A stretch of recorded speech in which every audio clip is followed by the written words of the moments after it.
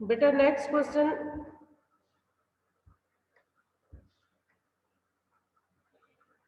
Hand raise करोगे। Next question जो था हमारा कि पास पड़ोस की दुकानों के जो लोग थे या पास पड़ोस में दुकानों में जो बैठे हुए लोग थे वो उनसे पूछने पर लेखक को क्या पता चला कि एक तरह से पास पड़ोस की दुकानदारों से जब लेखक ने पूछा तो उसे क्या पता चला और वो किसके बारे में पूछ रहा था, ये भी आप साथ ही एक्सप्लेन करोगे कि लेखक किसके बारे में पूछ रहा था और जब उसने उसके बारे में पूछा तो उन्होंने क्या बताया। हाँ जी, हैंड रेज करो बेटा। Parneet, Parneet. Good morning ma'am. Good morning. Ma'am, पास पड़ोस की दुकानों से पूछने पर पता लगा कि उस बुढ़िया का एक 23 बरस का जवान लड़का था। घर में उसकी बहू और पोता पोती थे।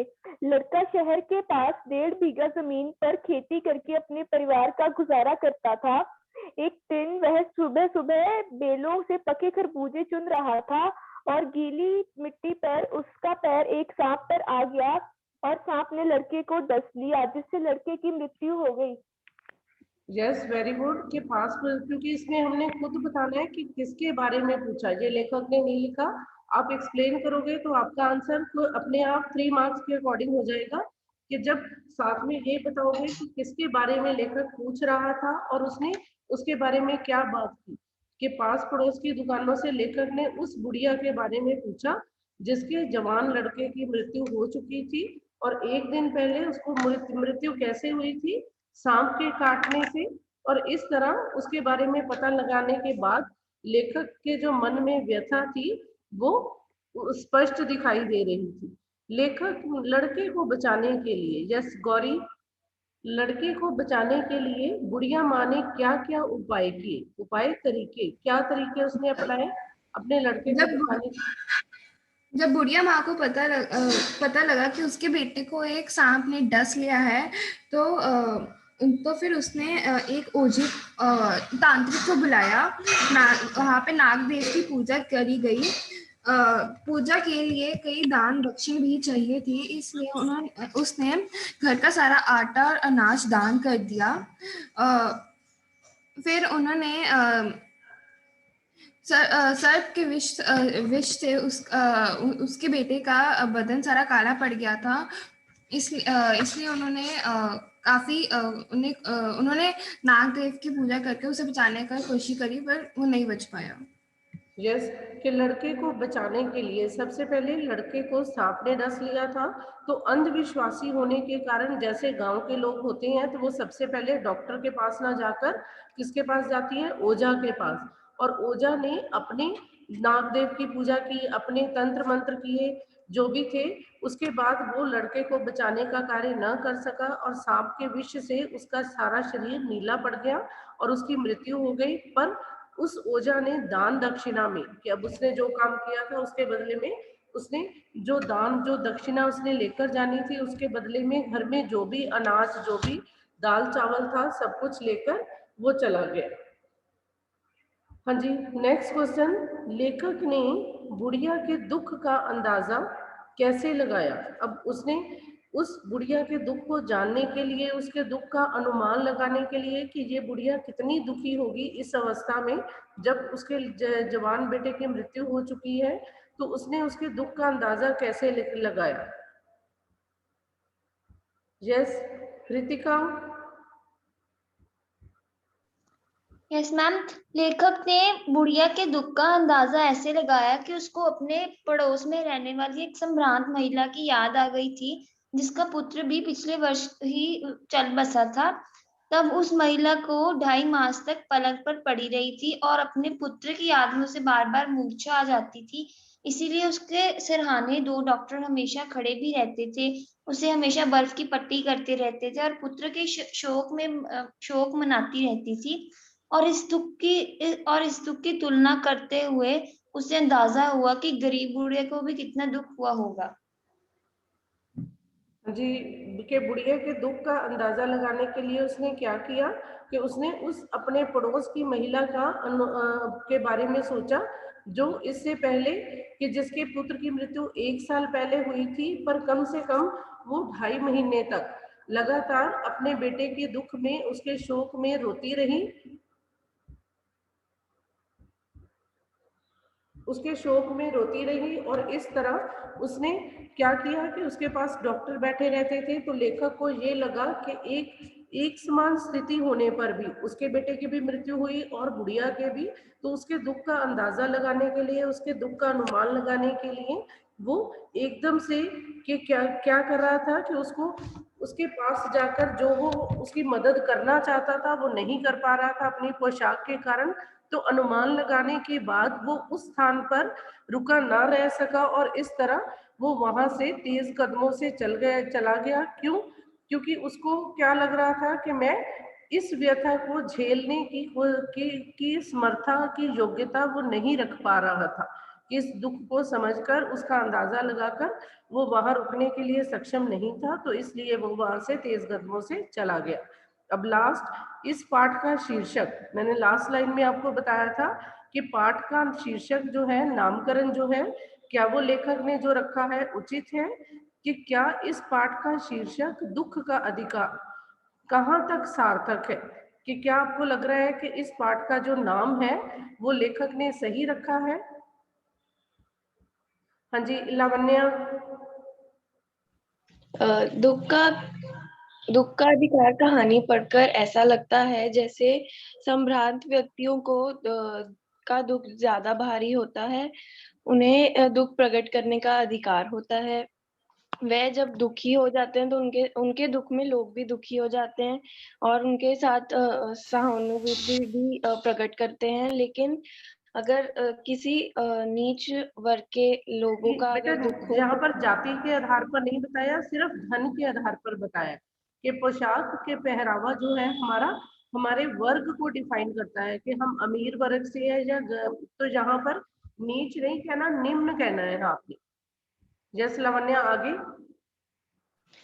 अगर निम्न लोग अगर अपना दुख प्रकट करना चाहते हैं पर लोग उनकी पोशाक के कारण उनके साथ बैठते नहीं हैं और उनके दुख में भी शामिल नहीं होते और उनसे घृणा करने लग जाते हैं। और बल्कि उसी के दुख, एक समान दुख होने पर भी वो सम्रांत लोगों के दुख को समझते हैं। यहाँ पर कंबाइन कर दो, सम्रांत लोगों के दुख को समझते हैं, पर निम्न वर्ग के दुख को समझते हुए भी वो उसका मजाक उड़ाते हैं और उसको एक अलग ही हंसी का पात्र बनाकर रख देते हैं और उसे एक धर्म ईमान नष्ट करने वाला व्यक्ति समझते हैं। इसीलिए लेखक ने दुख का अधिकार अपनी कहानी के नाम के द्वारा ये सिद्ध करना चाहा है कि केवल अमीर एक विशेष वर्ग को ही दुख मनाने का अधिकार है। क्यों? इसलिए क्योंकि उनके पास सहूलियत होती है, उनके पास साधन होते हैं, पर इस एक समान स्थिति होने पर भी निम्न वर्ग जो है उस स्थिति को में ना पहुंच सकने के कारण दुख मनाने का अधिकार नहीं रख पाता। हाँ जी, और कोई स्टूडेंट जिसको इसमें इन क्वेश्चन आंसर में कोई भी कंफ्यूजन हो, क्योंकि आपने यही क्वेश्चन आंसर जो है वो नोटबुक पर लिखने हैं, सिर्फ क और ख पार्ट। अब इसके बाद आशय स्पष्ट है वो मैं करवा देती हूँ, पर हमने नोटबुक पर लिखने नहीं है। नोटबुक पर आशय स्पष्ट नहीं लिखने हैं, सिर्फ क और ख पाठ ही लिखना है। अब फर्स्ट है, जैसे वायु की लहरें कटी हुई पतंग को सहसा भूमि पर नहीं गिर जाने देती, उसी तरह खास परिस्थितियों में हमारी पोशाक हमें झुक सकने से रोके रहती है। अब इन पंक्तियों के द्वारा लेखक हमें क्या समझाना चाहता है कि मैंने आपको उदाहरण साथ साथ चैप्टर बताते वक्त बताया था कि वायु की लहरें क्या है, कि जैसे हवा जो है कटी हुई पतंग को नीचे नहीं गिरने देती। कटी हुई पतंग मनुष्य का सम्मान, कि उसे नीचे झुकने से रोकने का कार्य करती है। कौन? वायु की लहरें किसके साथ रिलेट की गई है? पोशाक के साथ। तो ऐसे ही पोशाक हमें कब झुक सकने से रोकती है? जब हम अपने से निम्न वर्ग के लोगों की सहायता की इच्छा रखते हैं। हाँ जी, कोई भी स्टूडेंट आंसर दो मुझे इसी क्वेश्चन का। Yes Neha, Sneha, good morning ma'am. Good morning. Ma'am मेरा एक डाउट था। बोलो बेटा। मैम जो क पार्ट आपने कल बोले थे कि लिखना है, मैम वो हमें नोटबुक पे लिखना है? हाँ जी बेटा, आपने वहीं पर लिखनी है नोटबुक पर। और रीडर ओके मैम। ग्रामर एक ही कॉपी लगानी है कि जितने क्वेश्चन मैंने समझाए थे मैंने उतना ही काम दिया था कि आप लिख लो। हाँ ओके। जी। अब और कोई स्टूडेंट बेटा? आशय स्पष्ट कीजिए। यस, लावण्या के अलावा और कोई? आंसर क्लियर, मैंने हिंट सारे आपको दिए हैं। Hiteshwari, yes, good morning ma'am. Good morning बेटा।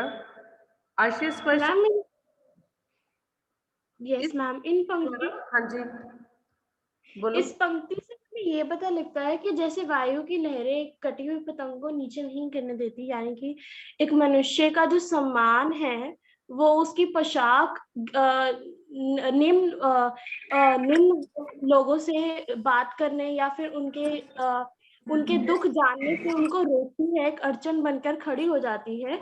इस और जो इंसान अपने से निम्न वर्ग के लोगों के साथ कोई उसको उनका दुख जानना भी होता है तो वो नहीं जान सकता, क्योंकि उसको उसकी पोशाक उसे इस काम से रोकती है और एक अड़चन की तरह खड़ी हो जाती है। हाँ जी, पोशाक एक अड़चन और रुकावट बन जाती है। किस लिए? क्योंकि खास परिस्थिति क्या है कि जब वो अपने से निम्न वर्ग के दुख को जानने की कोशिश करता है, कि सिर्फ तब एक परिस्थिति को याद रखना अपने, जब अपने से निम्न वर्ग की दुख को जानने की कोशिश करता है तो उसके लिए ये पोशाक एक रुकावट का काम करती है, एक अड़चन बन जाती है। बेटा अननेसेसरी अपने आप को अनम्यूट ना करो।